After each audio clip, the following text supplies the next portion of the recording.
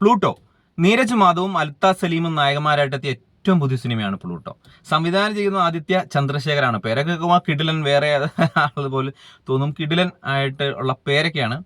Cinema എന്ന് വെച്ച് കഴിയുമ്പോൾ ഇതിനകത്ത് പ്രകടനങ്ങളും അവരുടെ കോസ്റ്റ്യൂം, അവരുടെ ആ ഒരു ആർട്ട്, ഇതൊക്കെ കിടിലനായിട്ട് വന്നിട്ടുള്ളതാണ്. ഈ സിനിമയെ പറ്റി പറയുകയാണ്, ഇതിനകത്ത് ഇവരെ അജു വർഗീസുണ്ട്, ആർഷയുണ്ട്, നിഹാലുണ്ട്, സുബിനുണ്ട്, അതുപോലെ വിനീത് തട്ടിലുണ്ട്, അതേപോലെ തന്നെ ദിനേശ് പണിക്കർ എന്ന വൻ താരനിര തന്നെ ഈ ചിത്രത്തിൽ അണിനിരക്കുന്നുണ്ട്. ഈ സിനിമ എന്ന് പറയുന്നത് പ്ലൂട്ടോ എന്ന് പേര് വരാൻ കാരണം എന്ന് വെച്ചാൽ നമ്മുടെ നീരജ് മാധവ് എന്ന് അവതരിപ്പിക്കുന്ന കഥാപാത്രം എന്ന് പറയുന്നത് ഭയങ്കര തോൽവിയാണ്. എന്ന് വെച്ചാൽ എവിടെയും തോൽവി. അദ്ദേഹം കുറെ ബിസിനസ്സുകൾ തുടങ്ങുന്നു, അതെല്ലാം പൊട്ടി പാളീസാവുന്നു. അതേപോലെ തന്നെയാണ് അദ്ദേഹം പഠിത്തത്തിലാണെങ്കിലും എല്ലാം പൊട്ടി നിൽക്കുന്ന ഒരാളാണ്. അങ്ങനെയുള്ളൊരു കഥാപാത്രമാണ് നമ്മുടെ നീരജ് മാധവ്. എല്ലാം നഷ്ടപ്പെട്ട് നിൽക്കുന്ന സമയത്ത് അന്യഗ്രഹ ജീവിയായിട്ടാണ് നമ്മുടെ അൽത്താഫ് സലീം വരുന്നത്. അൽത്താഫ് സലീമിന്റെ കഥാപാത്രം ഇവന്റെ അടുത്ത് എത്തിപ്പെടുന്നതാണ്. അന്യഗ്രഹ ജീവി എന്ന് പറഞ്ഞാലും അതൊരു തോൽവി തന്നെയാണ്. സ്വന്തം നാട്ടിലും അതേപോലെ തന്നെ വൻ തോൽവി, പഠിത്തത്തിൽ പൊട്ടി പാളീസായിരിക്കുന്ന കഥാപാത്രവും പ്രത്യേകിച്ച് കഴിവൊന്നുമില്ലാത്ത ഒരു അന്യഗ്രഹ ജീവിയാണ്. കാരണം വെച്ചാൽ നമ്മളെ പോലെ തന്നെ, മനുഷ്യന്മാരെ പോലെ തന്നെ സാധാരണ ഉള്ള കഴിവല്ലാതെ അദ്ദേഹത്തിന് പ്രത്യേക ഒരു കഴിവൊന്നുമില്ല. ഒരു കഴിവുണ്ട്, അതെന്താണെന്ന് സിനിമ കണ്ടു കഴിഞ്ഞാലേ നമുക്ക്, അല്ലെങ്കിൽ ആ ത്രില്ല് പോകുന്നതുകൊണ്ട് ഞാനത് പറയുന്നില്ല. പിന്നെ അദ്ദേഹത്തിന്റെ പ്രത്യേകത, അദ്ദേഹം ഭക്ഷണമൊന്നും കഴിക്കില്ല, ആകെ മദ്യം മാത്രമേ കുടിക്കുകയുള്ളൂ ഈ അന്യഗ്രഹ ജീവി.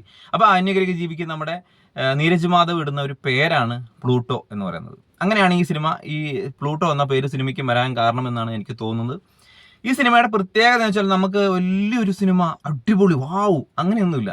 ഒരു ആവറേജിനും ഹിറ്റിനും ഇടയ്ക്കുള്ള ഒരു സിനിമ, തിയേറ്ററിൽ പോയിട്ട് ബോറടിക്കാതെ കാണാൻ പറ്റിയ, എന്ന് വെച്ചാൽ ബോറടിക്കാനില്ല. ഓക്കെ, നമ്മൾ എത്രയോ സിനിമ പൊളിപ്പടങ്ങളൊക്കെ കാണുന്നു, അതൊക്കെ വെച്ച് നോക്കുമ്പം തിയേറ്ററിൽ പോയിട്ട് ഒരു 2 മണിക്കൂർ 10 മിനിറ്റ് കുഴപ്പമില്ലാതെ രസിച്ചിരിക്കാൻ പറ്റിയ ഒരു സിനിമയാണ് എന്നേ ഉള്ളൂ. ഞാൻ പറയാം, വലിയ പൊളിയല്ല, ഒരു average hit, super hit, mega hit എന്നീ ഗണത്തിൽപ്പെടുത്തുമ്പോൾ ഒരു ഹിറ്റിന് അടുത്ത് നിർത്താൻ പറ്റിയ ഒരു കൊച്ചു സിനിമയാണ് പ്ലൂട്ടോ എന്ന് പറയുന്നത്. പിന്നെ ഇവരുടെ പ്രകടനങ്ങൾ, പിന്നെ നമ്മുടെ അൽത്താഫ് സലീം അടിപൊളിയായിട്ടാണ് അദ്ദേഹം ആ ക്യാരക്ടർ ചെയ്ത് വെച്ചിരിക്കുന്നത്. കാരണം വെച്ചാൽ നമുക്ക് ബോറടിക്കാത്ത രീതിയിലുള്ള ഒരു ഏലിയനായിട്ടാണല്ലോ അദ്ദേഹം അവതരിപ്പിക്കുന്നത്. അപ്പോൾ ആ ഏലിയനെ അദ്ദേഹം നല്ല ഭംഗിയായിട്ട് അദ്ദേഹം ചെയ്തു വെച്ചിട്ടുണ്ട്, ഓവറാക്കാതെ. അദ്ദേഹത്തിന്റെ ആ മോഡുലേഷനൊക്കെ പിടിച്ച് സാധാരണ രീതിയിൽ നിന്നും ഒരു വ്യത്യസ്തമായിട്ട് അദ്ദേഹം ഇതിനകത്ത് പ്രകടനത്തിൽ അദ്ദേഹം മികച്ചു നിന്നിട്ടുണ്ടെന്ന് തന്നെ പറയാം. നമുക്കൊരു ഏലിയനായിട്ട് തോന്നുന്ന രീതിയിൽ അദ്ദേഹത്തിന്റെ എല്ലാ ചേരുവകളും അദ്ദേഹം വരുത്തുന്നുണ്ട്. ഒരു ഏലിയൻ കഥാപാത്രമാണ് എന്ന് വിചാരിച്ച് സംവിധായകൻ എന്നാൽ ഇത് കുറച്ച് ബിൽഡപ്പ് കൊടുത്ത് സെറ്റപ്പ് ആക്കിയേക്കാം എന്ന് വിചാരിച്ച് സിനിമയെ നശിപ്പിച്ചിട്ടില്ല. ആ കഥാപാത്രത്തെയും വലിയൊരു ഇതാക്കിയിട്ടില്ല. മോശമല്ലാത്ത രീതിയിൽ ആ സിനിമയെ ചളവാക്കാതെ ഒരു ജീവനുള്ള, നമുക്കൊരു തോന്നും അതൊരു ഏലിയൻ കഥാപാത്രമായിരിക്കാം, അല്ലെങ്കിൽ ഇങ്ങനെ സംഭവിക്കും നമുക്ക് തോന്നുന്ന, നമ്മളെ ടച്ച് ചെയ്യുന്ന രീതിയിലാണ് സിനിമയും കഥാപാത്രങ്ങളെയൊക്കെ ഒരുക്കിയിരിക്കുന്നത്. നീരജ് മാധവ് അടിപൊളിയായിട്ട് അദ്ദേഹത്തിന്റെ കഥാപാത്രം ചെയ്തിട്ടുണ്ട്. കാരണം ഒരു പക്വത എന്ന രീതിയിൽ, ഒരു മിതത്തൽ ആ കഥാപാത്രത്തിന്റെ ഓവറായിട്ടുമില്ല, താന്നു പോയിട്ടുമില്ലാത്ത ഫൈറ്റും, അതുപോലെ തന്നെ ഡാൻസ് മാത്രമല്ല, അദ്ദേഹത്തിന് എല്ലാം വഴങ്ങും. ഒരു സ്റ്റാർ മെറ്റീരിയൽ ആവാനുള്ള എല്ലാ കഴിവുള്ള നീരജ് മാധവന്റെ പ്രകടനവും അടിപൊളിയാണ്. സുബിൻ, ഈ നമ്മുടെ നീരജ് മാധവന്റെ ഫ്രണ്ടായിട്ട് വരുന്ന കഥാപാത്രമാണ്. അദ്ദേഹവും അടിപൊളിയായിട്ടുണ്ട് കേട്ടോ. ഒരു വളർന്നു വരുന്ന കഥാപാത്രം, വളർന്നു വരുന്ന ഒരു കലാകാരൻ എന്ന നിലയിൽ നല്ല മാറ്റമാണ്. അദ്ദേഹത്തിന്റെ പ്രകടനങ്ങളെല്ലാം കിടിലനായിട്ട് അദ്ദേഹം ചെയ്തു വെച്ചിട്ടുണ്ട്. അജു വർഗീസിന്റെ കഥാപാത്രം, അദ്ദേഹം ഒരു കോമിക് കഥാപാത്രം പോലെയാണ് ഇതിനകത്ത്. നമ്മുടെ ഒരു ശിക്കാരി ശംഭുവിന്റെ ഒക്കെ ഒരു ലെവലിൽ പിടിച്ചിട്ടും തുടക്കത്തിലൊരു വില്ലൻ കഥാപാത്രമായിട്ട് ആ കഥാപാത്രത്തെ ആ മോഡുലേഷനിൽ അവസാനം കൊണ്ടുവരുന്ന ഒരു കോമഡി രീതിയിലും ഒക്കെ ആയിട്ട് അദ്ദേഹത്തിന്റെ കഥാപാത്രത്തെ കിടിലനായിട്ട് അദ്ദേഹം ചെയ്തു വെച്ചിട്ടുണ്ട്. അടിപൊളിയായിട്ടാണ് അദ്ദേഹം ആ കഥാപാത്രം കൈകാര്യം ചെയ്തിരിക്കുന്നത്. അതുപോലെ വിനീത് തട്ടിലൊക്കെ ആണെങ്കിലും മോശമല്ലാത്ത രീതിയിൽ, മോശമല്ല, ആ കഥാപാത്രത്തെ അവർക്ക് കൊടുത്ത് നല്ലപോലെ ചെയ്തിട്ടുണ്ട്. ദിനേശ് പണിക്കർ അടിപൊളിയായിട്ടുണ്ട്. അദ്ദേഹത്തിന്റെ സ്ഥിരം കഥാപാത്രങ്ങളാണ് എങ്കിൽ പോലും. പിന്നെ നമുക്ക് എടുത്തു പോകാൻ നിഹാൽ, നമ്മുടെ റീൽസ് താരം. അദ്ദേഹത്തിന് ചെറിയ റോളാണെങ്കിലും നമ്മുടെ നീരജ് മാധവന്റെ അനിയനായിട്ട് വരുന്നത് മോശമല്ലാത്ത രീതിയിൽ അദ്ദേഹം അടിപൊളിയാക്കിയിട്ടുണ്ട്. ആർഷ ആണ് ഇതിനകത്ത് നായിക കഥാപാത്രമായിട്ട് വരുന്നത്. നായികയാണ് അദ്ദേഹം. അവർ മികച്ച ഒരു പ്രകടനമാണ് അദ്ദേഹത്തിന്റെ ഭാഗത്തുനിന്നുണ്ടായത്. സിനിമയ്ക്ക് ചേരുന്ന രീതിയിൽ ഓവറാക്കാതെ അദ്ദേഹം പ്രകടനങ്ങളൊക്കെ അടിപൊളിയായിട്ടുണ്ട്. പിന്നെ നീരജിന്റെ അച്ഛനായിട്ടും അമ്മയായിട്ട് അഭിനയിക്കുന്നവരൊക്കെ കിഡിലനാണ് അവരുടെയൊക്കെ പ്രകടനങ്ങൾ.